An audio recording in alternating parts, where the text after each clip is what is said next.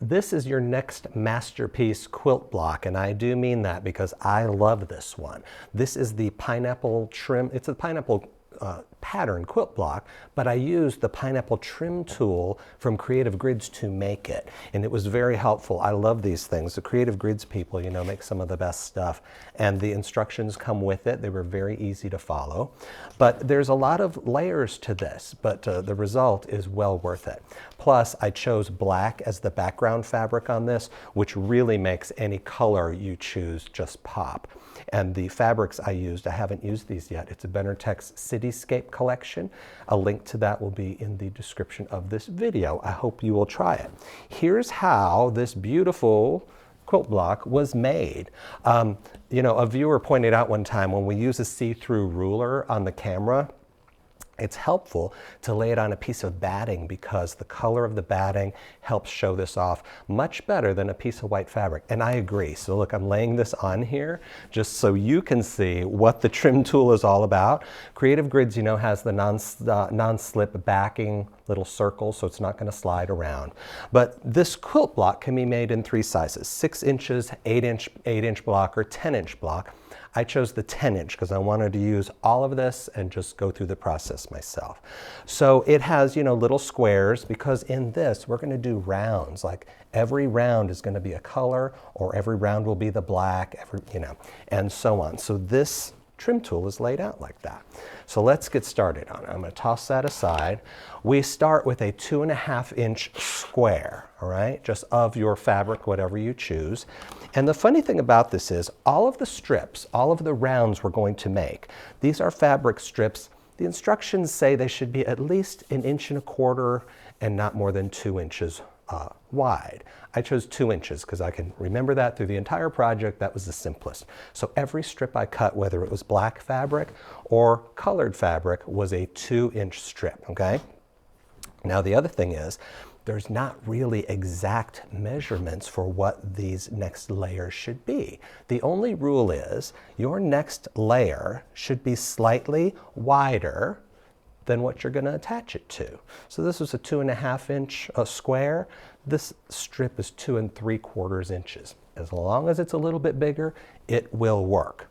So what you do is you're going to take opposing ends. I'm going to stitch 1/4 inch here, open it up. I'm going to do the same with this side, open that up, and you can kind of see where this is going. Work in opposite areas. Do the opposite ends first, then do these opposite ends. So when we do that, we end up with this. And now this is where we start to use the trim tool, because this is going to be round 1. There's 8 rounds. I'm not going to bore you through all 8 rounds, but I want to take you through the first few because they are different and they will help you use the tool for all 8 rounds, okay? So round 1, on the trim tool, I have a square that's in white. You might be able to see it. I'm going to lay it right around my square. This is round 1, and this is the angled line. So look, I'm going to cut that, get rid of that. We're going to do this on all 4 edges.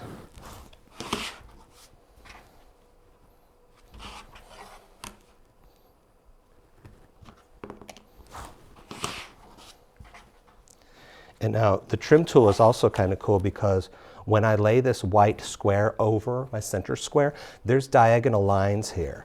And I can look at those and make sure that they're running parallel to the edge of my fabric. That's very important. If it was off like this, these diagonal lines are going to help you see that and catch your mistake before you do it, okay?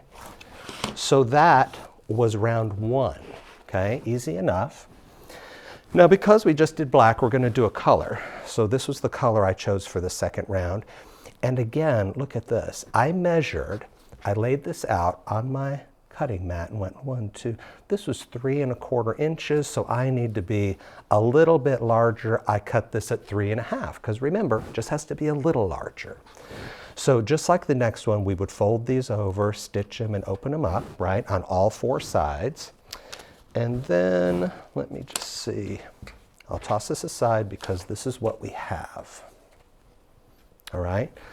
So we're on to round 2, and round 2 has a square on the trim tool as well, but it's on the opposite end. So I'm going to turn this around. I'm going to stand up for this. Where is my round 2? Right here. I'm putting round 2 again over my center square. And there are dotted lines here in white to help me make sure I've lined it up well, and that's really helpful. So for round 2, look, I can cut this and I can cut this side. So we can do a little bit more than we did on the other. Lining it up with round 2 and my dotted lines again, like that and like that. So that is round 2, and I promise you we're almost done with the round demonstration, but there's one more for you to see. So next, I'm going to use black again. I cut it slightly larger than what we need. I'm going to lay out my 4 black sides, okay? And we will have, this is what we have to work with. We're on round 3. Round 3 is special on the trim tool because the trim tool has a, oh, now I put it on this is a white line, so that didn't work very well. There is a white line across here, and the trim tool tells you, use this angle for rounds 3, 5, and 7. Likewise, you see squares on this trim tool. Those are for rounds 2, 4, 6, and 8. So the rule going forward is if it's an odd number of round, you're going to use this diagonal line. If it's an even numbered round, you put one of these squares over it. That's really simple. It was simple to do, but it was helpful for me to watch it happen that first time.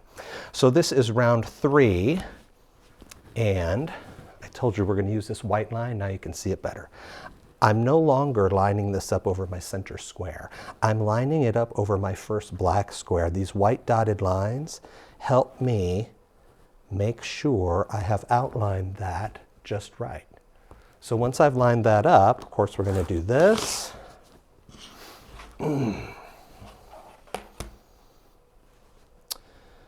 White line again.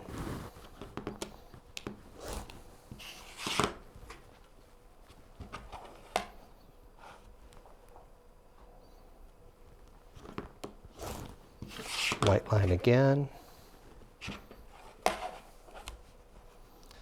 And that one again. So if you ever get confused, because I thought, how on earth am I going to remember if I'm on round 3, 4, or 5, or whatever? It was simple like this. If you count from the center, I'll do this on this big piece so you can see. If you start at the center, count the first round outside black. This was round 1, round 2, 3, 4, 5, 6, 7, and 8. That's how you do it. Start counting at your black round. That's how you know where you're at.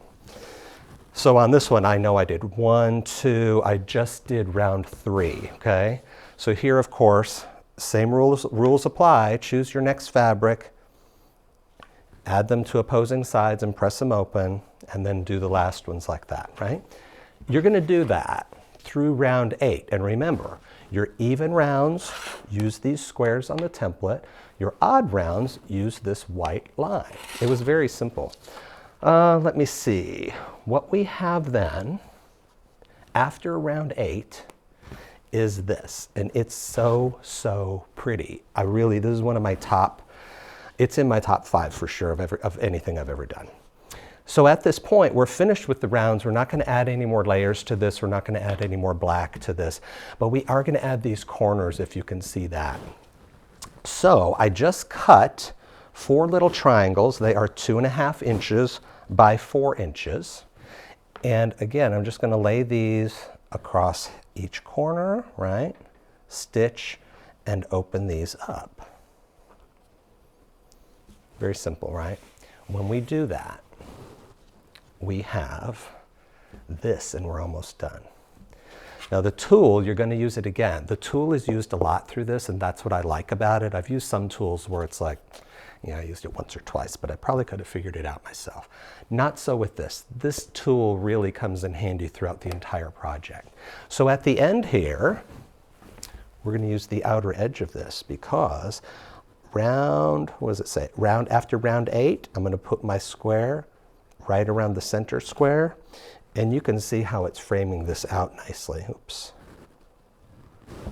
because I can cut here and here, and then just turn it around and trim the same thing off of there. And then that's all there is to it. You've got it. This is the pineapple pattern quilt block, I'll call it, I guess, but it's the pineapple trim tool from Creative Grids. I hope you will go out and get this. This is definitely something I'm going to keep in my repertoire of tools in the quilting room.